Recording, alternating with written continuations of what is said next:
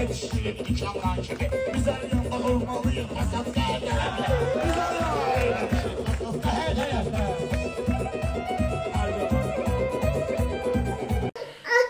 Değerli izleyiciler, bildiğiniz kimi Gülay balamızı bir neçə ayda ulserativ kolit xəstəliyindən müalicə etdiririk. Bağırsağındakı sancılar təbii ki dözülməzdir.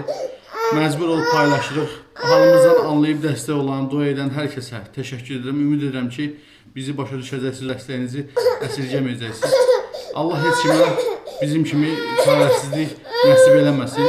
Kömək olan, olmayan hər kəsə ancaq xoşbəxtlik arzu edirəm. Biz də təbii ki, balamızı xilas eləmək istəyirik. Ona görə sizdən maksimum şəkildə dəstək olmağı rica edirəm.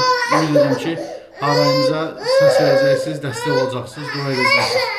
Öncədən hər birinizə təşəkkür edirəm.